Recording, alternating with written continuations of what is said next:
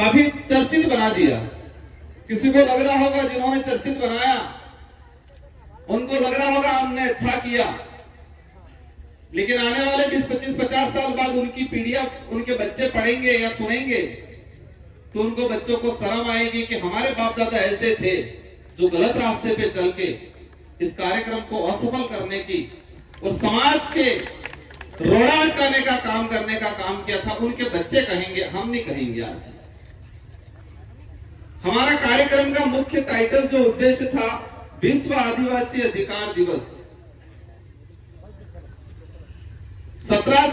13 सितंबर 2007 को यूएनओ ने विश्व आदिवासी अधिकार दिवस घोषित किया। और वह विश्व आदिवासी अधिकार दिवस इसलिए घोषित किया, एक बात हमको समझनी पड़ेगी, इस भारत देश के अंदर विश्व आदिवासी दिवस है और राज्य सरकार ने इसका राजकीय अवकाश घोषित किया 2020 के अंदर। वो आप लोगों की बदौलत थी कि हम 2 विधायक चुन के गए और गहलोत जी की सरकार थी और हमने कहा इसको घोषित करो और घोषित करना पड़ा। तो इस देश के अंदर विश्व आदिवासी दिवस मनाया जाता है और एक विश्व अधिकार दिवस मनाया जाता है आदिवासियों के लिए। तो इस देश के अंदर हर समाज रहता है, हर धर्म का व्यक्ति रहता है और इस देश के अंदर हर समाज एक दूसरे समाज को मान सम्मान देता है। यह बात अलग है कि कुछ लोग जातिवादी जहर से प्रभावित होते हैं, जिनकी मानसिकता जातिवादी जहर से पोषित होती है। वो लोग जरूर एक इंसान को इंसान नहीं समझ के जातिवादी आधार पर नफरत करते, वो बात अलग है। लेकिन अधिकतर संख्या में इस देश में हर समाज एक दूसरे समाज को सम्मान पूर्वक देखता है। लेकिन कुछ अपवाद जो जातिवादी जहर से प्रभावित होकर उनकी मानसिकता प्रभावित होती है, पोषित होती है और पोषित होने के बाद वो इंसान से नफरत करते हैं। तो इस देश में सिर्फ विश्व आदिवासी दिवस क्यों मनाया जा रहा है और आदिवासी अधिकार दिवस ही क्यों घोषित किया यूएनओ ने? ब्राह्मण दिवस भी करना चाहिए था, जैन दिवस भी करना चाहिए था, मुस्लिम दिवस भी करना चाहिए था। यूएनओ को विश्व हिंदू दिवस के नाम से भी घोषणा करना चाहिए था, किसी अन्य धर्म के नाम से भी घोषणा करना चाहिए था। लेकिन किया है क्या? आदिवासी विश्व आदिवासी दिवस संयुक्त राष्ट्र संघ ने और 2007 के अंदर विश्व आदिवासी अधिकार दिवस एक मानवाधिकार दिवस है, क्योंकि मानव धर्म सबसे बड़ा धर्म मान लो। लेकिन आदिवासियों का दिवस इसलिए घोषित किया कि इस देश के अंदर नहीं, पूरे विश्व के अंदर जो स्थानीय जो ट्राइबल्स है उनके अधिकारों का शोषण किया गया आज तक। हमें संविधान के अंदर अधिकार मिल गया, आरक्षण मिल गया, संवैधानिक प्रावधान मिल गए संविधान में, लेकिन इसको धरातल पे आज तक लागू नहीं किया गया। तो धरातल पे अधिकार लागू कौन करेगा? जो विधानसभा लोकसभा में बैठने वाले लोग, सांसद और विधायक, और वर्तमान में या भविष्य में जो भी तत्कालीन सरकार रही होगी, बहुमत में कैबिनेट का अधिकार है कि संविधान में जो प्रावधान है उसको धरातल पे लागू किया जाए। लेकिन आज तक नहीं किया। मैं इस पांडाल में जो विराजमान सभी साथियों से जानना चाहूंगा, हालांकि ये राजनीतिक मंच नहीं है, नहीं हम राजनीतिक पे चर्चा करना चाहेंगे, लेकिन हमारी समस्या जो पैदा हुई वो कहीं न कहीं इन्हीं कारणों की वजह से हुई। आज तक किसी भी राजनीतिक पार्टी ने क्या विश्व अधिकार दिवस मनाया? विश्व अधिकार दिवस ये दिवस मनाया?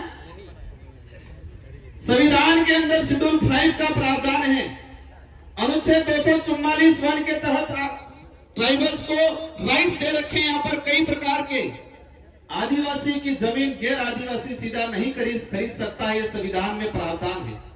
क्या ये दूसरी पार्टी वालों ने बताया?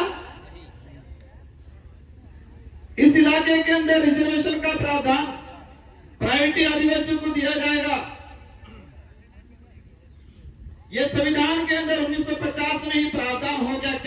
किसी ने बताई हमको? ये बात अलग है। कुछ लोग कहते हैं कि भैरव सिंह जी की सरकार आई और आज आपको हम यहां पर आरक्षण दिया ही कहते 1995 में।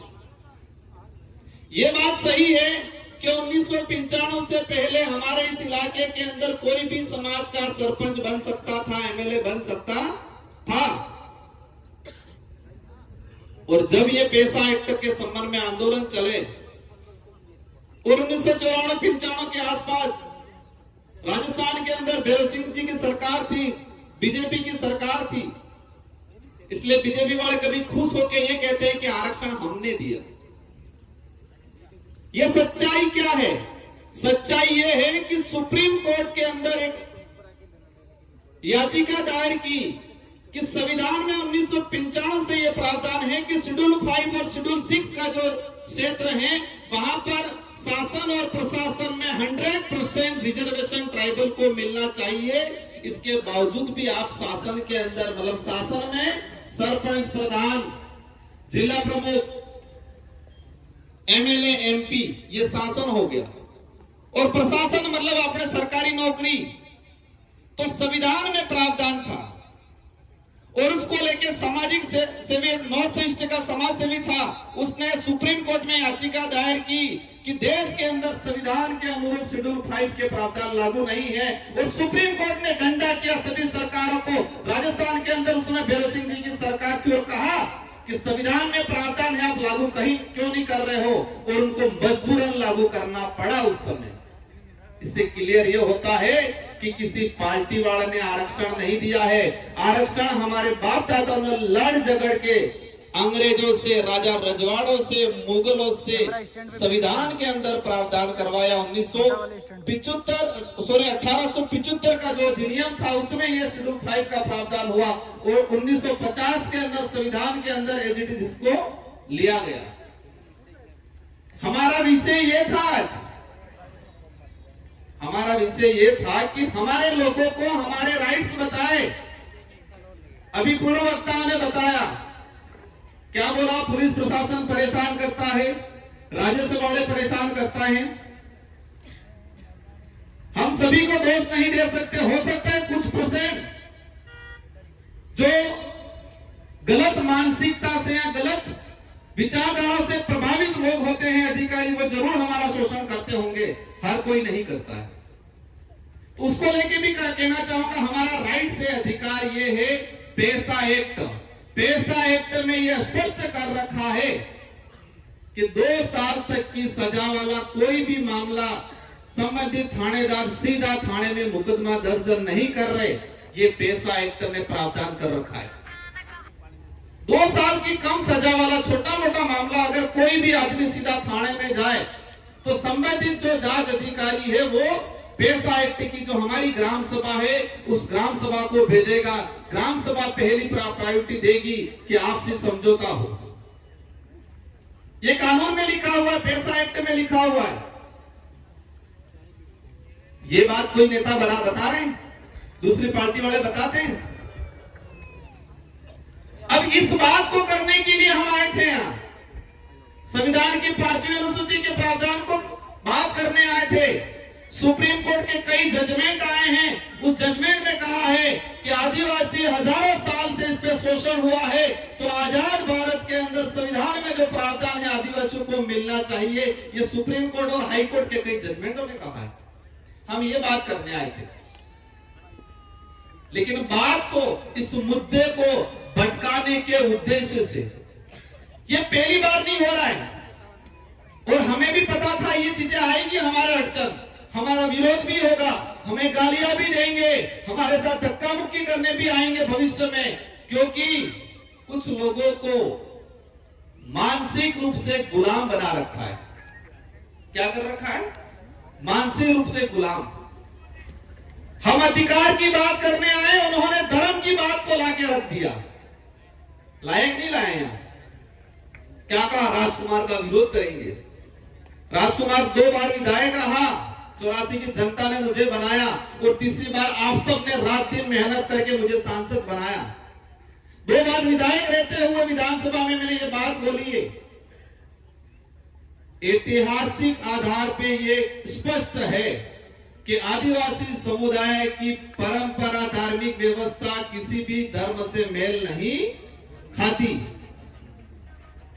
संवैधानिक प्रावधानों से यह स्पष्ट है कि आदिवासी समुदाय धर्म पूर्वी है, और कई सुप्रीम कोर्ट और जजमेंट के जो आए हैं उससे यह स्पष्ट है कि आदिवासी ना हिंदू है, ना ईसाई है, ना मुस्लिम है, ना बौद्ध है। और यही नहीं, कई लेखकों ने, कई बुद्धिजीवियों ने लिखा है, और उस पर थोड़ी देर आएंगे अपन। मैं एक चिट्ठा निकाल के लाया, जब उन्होंने विरोध करना शुरू किया, धर्म को लेके ले आए, हम अधिकार की बात करने आए थे, ये धर्म पे आ गए।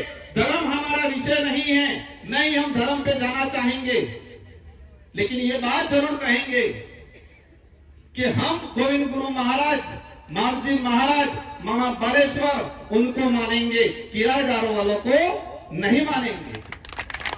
आज मेरा विरोध कर रहे हैं ये। मैं किस जगह से आता हूं? मैं 84 से आता हूं, और गोविंद गुरु महाराज को पहला शरण हमारे परिवार के लोगों ने दिया था। कलसी बेमा ने नाम सुना होगा आप लोगों ने, कलसी बेमा, और हमारी रोग गोत्र के, हमारे परिवार के, हमारा खून था वो। गोविंद गुरु महाराज ने पहली शुरुआत भक्ति की बात करें आदिवासी समाज में बासिया धाम से शुरू किया, बासिया से, और वो हमारे परिवार कलसी बेमा, जो पुराने बुजुर्ग को वो जानते होंगे, और कलसी बेमा के घर से वो रोग हमारे गोत्र के, हमारे परिवार के लोगों से, वहां से हमारी भक्ति शुरू हुई है, और हमको सिखाएंगे ये भक्ति क्या है। हम कलम जो चढ़ा रखा है उस कलम का विरोध करने आए, और यहां करने का विषय नहीं था। ये देश का संविधान ये कहता है कि कोई भी व्यक्ति अपनी इच्छा के अनुसार किसी भी धर्म को स्वीकार कर सकता है, देश का संविधान कह रहा है। और इस देश के इतिहास में पहला उदाहरण भीमराव अंबेडकर जी ने 1936 के अंदर महाराष्ट्र में एक सभा में कहा कि मैं अज्ञानतावश हिंदू धर्म में पैदा हुआ, लेकिन मैं मरूंगा नहीं, ये मेरे बस में है। ये बात बोली भीमराव अंबेडकर जी। और 1956 में देश की आजादी के बाद का एक सुनहरा इतिहास है कि नागपुर के अंदर 14 नवंबर 1956 में 3 से 4 लाख लोगों के साथ भीमराव अंबेडकर जी ने बौद्ध धर्म अपनाया। ये इतिहास किसी भी पाठ्यक्रम में नहीं पढ़ाया जाता है। हम किसी भी धर्म का विरोध नहीं करेंगे, लेकिन जो सच्चाई है उस सच्चाई को हमारे समाज, आने वाली पीढ़ी को देना हमारा कर्तव्य है। और हमें यही पता है कि जब हम सच्चाई की बात करेंगे, अधिकारों की बात करेंगे, तो जो मानसिक रूप से गुलाम लोग हैं वो हमारा रोड़ा अटकाएंगे, ये भी पता है हमें। काशीराम जी ने कहा था कि इस देश के अंदर हजारों साल से जातिवादी मानसिकता से शोषण करने वाले लोग मेरा विरोध करेंगे, तब तक मैं सही दिशा में चल रहा हूं। जो मीडिया जातिवादी मानसिकता से प्रभावित मीडिया होगी, जब तक वो मीडिया और वो लोग मेरा विरोध करेंगे, तब तक मैं सही दिशा में हूं, ये काशीराम जी ने कहा था। और जिस दिन उन लोगों ने और जातिवादी मानसिकता वाली मीडिया ने मेरी तारीफ शुरू कर दी, तो समझ लो मैं गलत दिशा में जा रहा हूं, ये काशीराम जी कहते थे। तो आज भी यही है, मेरा विरोध करते हैं तो मुझे खुशी होती है, मुझे दुख नहीं होता है, क्योंकि हम सही दिशा में चल रहे हैं। हम सही दिशा में चल रहे हैं, हम वास्तविक गोविंद गुरु महाराज मामा बालेश्वर की भक्ति का अनुसरण कर रहे हैं, ये हमें लगता है। और ये बात भी समझ लेना, जो विरोध करने वाले हैं उन्होंने हमारी तारीफ करना शुरू कर दिया, समझ लेना हम गलत दिशा में जा रहे हैं। हुआ था कि हुआ था, भाजपा के प्रदेश प्रभारी आए उन्होंने कहा राजकुमार रोध बहुत अच्छा आदमी है।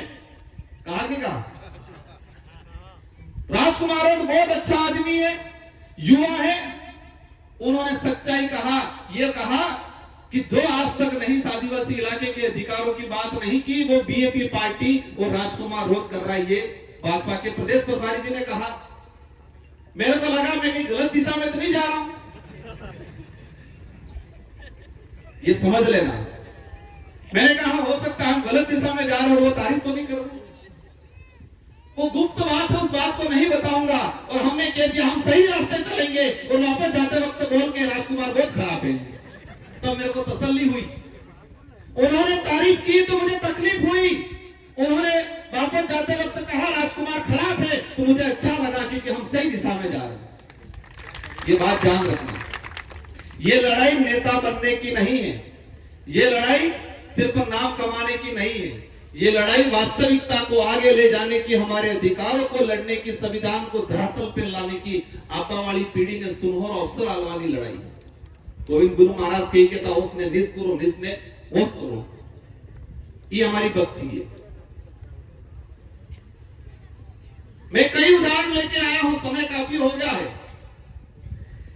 एनसीईआरटी इस देश के अंदर पाठ्यक्रम चलता है, उसका पाठ्यक्रम तैयार करता है एनसीईआरटी। और एनसीईआरटी की एक किताब थी 12वीं क्लास में सामाजिक विज्ञान की। इस किताब में यह पढ़ाया जाता था, क्योंकि ये बात इसलिए बता रहा हूं मैं आज कि भाजपा के लोगों ने, इन लोगों ने बिरसा मुंडा युवा शक्ति के नाम से ये कार्यक्रम कर रहे, नहीं कर रहे, बिरसा मुंडा जी के नाम से। तो बिरसा मुंडा जी का उपदेश था 12वीं क्लास सामाजिक विज्ञान की किताब में, इनके पाठ्यक्रम में सम्मिलित किया गया था कि आदिवासी समुदाय की अपनी भक्ति परंपरा अन्य धर्मों से अलग है। आदिवासी समुदाय की भक्ति परंपरा रीति रिवाज न हिंदू से मेल खाते हैं, न ईसाई से मेल खाते हैं। ये बिरसा मुंडा ने कहा था। इस बिरसा मुंडा जी को आगे करके ये लोग घूम रहे हैं। लेकिन उन्होंने क्या किया, 2024 के अंदर वो पाठ्यक्रम पहले से चला आ रहा था, और 2024 के अंदर उस पाठ्यक्रम को बदल के क्या लिखा, बिरसा मुंडा जी हिंदू धर्म की पालना करने के लिए के गए, ये लिखा। लेकिन वो पाठ्यक्रम जो पहले चल रहा था, वो इतिहास हमारे पास है। हम हिंदू धर्म का भी विरोध नहीं कर रहे हैं, लेकिन ये सच्चाई है कि आदिवासी ना हिंदू है ना ईसाई है, तो बोलेंगे हम।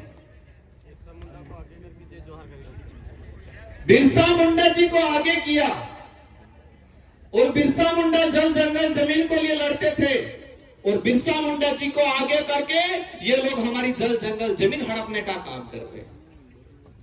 बिरसा मुंडा प्रकृति पूजक थे, जोहार उनका उद्बोधन था, और बिरसा मुंडा जी को आगे करके जोहार का विरोध कर रहे हैं आज ये लोग। हमारी लड़ाई अस्तित्व को बचाने की है, उनकी लड़ाई सत्ता पाने की है। क्या पाने की है? सत्ता पाने की। उनको समाज को गुमराह करके, क्योंकि युवा पीढ़ी तो समझदार हो गई। सुना है यहाँ कार्यक्रम हुआ उस दिन, हमारे बेचारे बड़े बुजुर्ग हमारे भगत को बहुत डांटा ही कह रहे हैं, तुम तो यहाँ भक्ति कर रहे आ रहे हो, तुम्हारे छोरे तो वहां जा रहे हैं करके। सही बात है महाराज, उस दिन बहुत डांटा ही कह रहे हैं कि तुम यहाँ भक्ति करने आ रहे हो, तुम्हारे छोरे तो वहां जा रहे हैं। हमने बच्चों को क्यों पढ़ाया? हर माँ बाप ये कहता है कि मार सुनो पढ़ी गणी ने जागरूक था એટલે ભણાવવા આપણે। तो हमारे बच्चों को पढ़ाया इसलिए कि हमारा बच्चा पढ़ लिख के जागरूक होगा, अपने अधिकार को समझेगा, इसलिए पढ़ाया आपने। अब बच्चा पढ़ लिख के जागरूक हुआ, उसके अधिकार को समझने लग गया, अपने इतिहास को समझने लग गया, और बच्चा उनकी तरफ जाएगा। बच्चा तो अपने काम की ओर ही जाएगा, जो सही लगा उस पर जाएगा। फंसा कहेगा सुर बगड़ी की कहीं क्यों गई। बातें अनेक हैं, उनकी जो बात थी उसी बात